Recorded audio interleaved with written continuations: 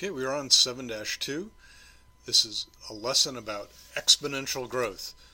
Our big idea is growth at a constant percentage rate can be described by an expression of the form b times g to the x power, where g is greater than 1 and the variable is in the exponent. You have some vocabulary for this one. You need to know what these mean. Exponential growth, growth factor, and exponential growth equation. When we're looking at exponential growth, we want to look at what kind of model we have for this. Our growth model for powering, if a quantity is multiplied by a positive number g, the growth factor, in each of x time periods, then after the x periods, the quantity will be multiplied by g to the x. That's kind of complicated. Let's look back at what we did when we were in 7-1. We had some compounding problems. Well, in the one case we had, I can't remember, what was it, $3,000? Might have been something different. $3,000 and positive number g, the growth factor, a quantity. So our quantity for this was our 3,000. Our growth factor g in one of these problems was 0.05. Let's just call it 0.5%, 0.05. And our time period was annually, and we raised one of these for 19 years. And so that would be this would be our g to the x, and this would give us an increase in how much money we had after investing for that period of time. That's what that particular growth model for powering is talking about. There's another property we need to know, and that is the zero exponent property.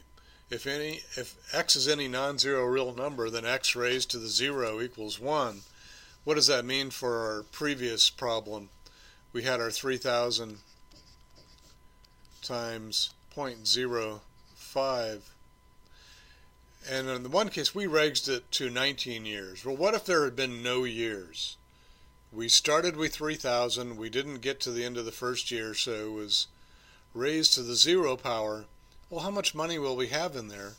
Well, we have what we started. We got no interest, but we didn't lose anything. So we have our original $3,000, which tells us that this is 3,000 times any number raised to the 0 power is 1 times 1 equals 3,000. That's what that property is telling you about, the zero exponent property. Let's get to some examples. There are some in the book. You might want to look at the rabbit examples. It's pretty common to use rabbits or deer because they grow pretty quick, but who knows, it might be colonies of bacteria, squirrels in our garden, stuff like that. For this example 1, 30 deer are introduced to a forest preserve. Assume that the deer population doubles every year. How many deer would be there after 25 years? Okay, so we have 30. That's our initial one. Remember, we're looking at a b times g to the x. And g is our growth factor, a doubling, so that's times 2. And how many deer would there be after 25 years? So our growth factor is 2. Our period x is 25. And I have my problem. It's 30 times 2 to the 25th power. And let's see what that looks like. I'm going to grab a calculator for this because I don't know what 2 to the 25th is off the top of my head. 2 raised to the 25th, and that's going to be 1 billion, right? 1,0,0,6,6,3,2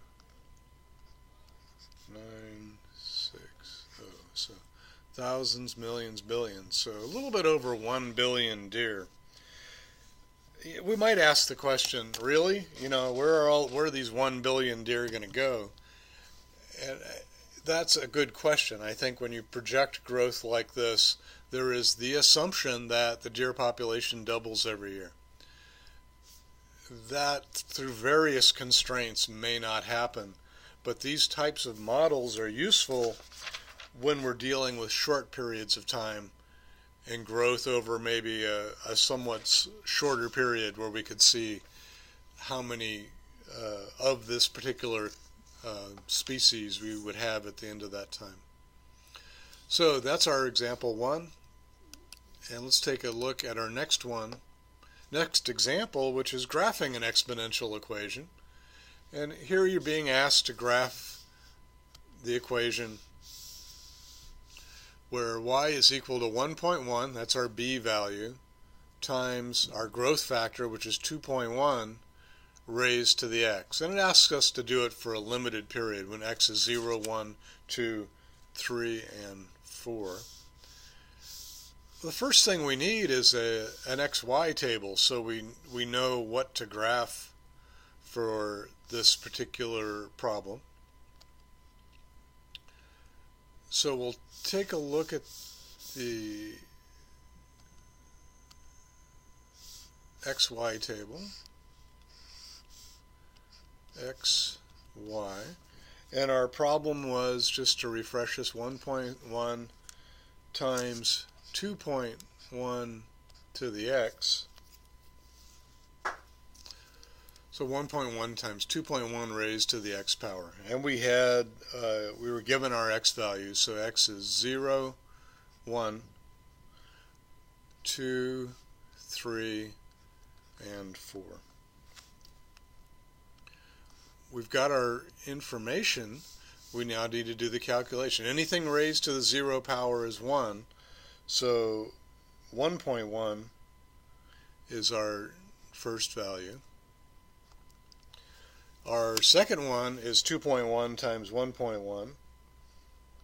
2.1 times 1.1 equals 2.31. And let's see, 2.1 squared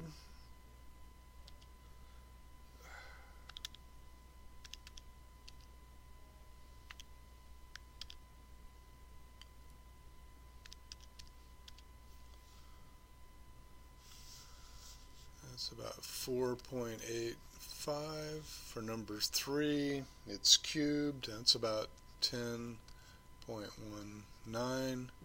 And for 4, that's to the 4th power, 21.39.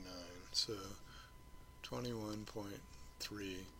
So I needed to run this calculation, plug in my x as the exponent, do the calculation, and I ended up with my y value. Let's go back to our graph and see if we can plot some of these points. How about all of these points? And our first one was when x was 0, then y was 1.1. And you can see I went up by 5, so 1 is about here. So that's about my 1.1 right there. At x is 1, I was at 2.31, so this is 2.5.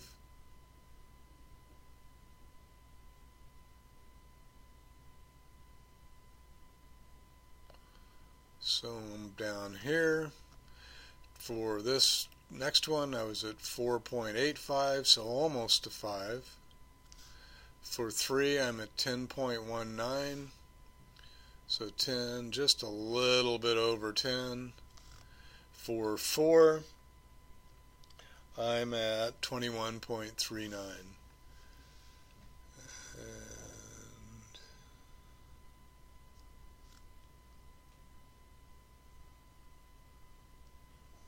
That's going to put me up in here. Let me go ahead and shut this off. Leave that on. And here are my points. I got it a little bit blocked off here. But we could see we get this sweeping curve upward. This is characteristic of an exponential growth curve. Now, when we did this calculation, we went through and did each one kind of simultaneously. And in doing that, in that way, we got it done. It got us to where we needed to be. Now, there's another way to do this, and this is called the now next method. And this is shown in your book on page 406. I'm going to open up a TI calculator and show you what they're talking about there.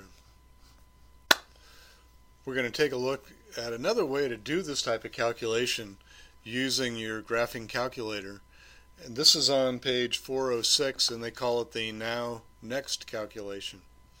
Now let's look at how we could have done our calculations for this table and done it fairly quickly in the graphing calculator. So I'm in the TI, so home screen, go from A to where I'm going to calculate, and I'm looking at my calculation that I used for the example, and that was 1.1,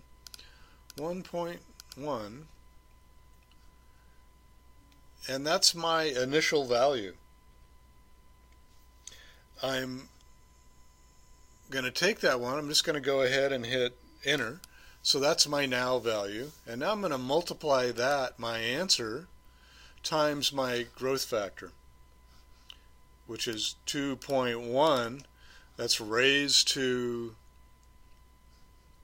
okay, I've got my answer times 2.1, and I'm going to go ahead and hit enter, and that gives me 2.31. Let me slide this over. I'm going to hit enter again, 4.85, 10.187, so 10.189, and 21.39.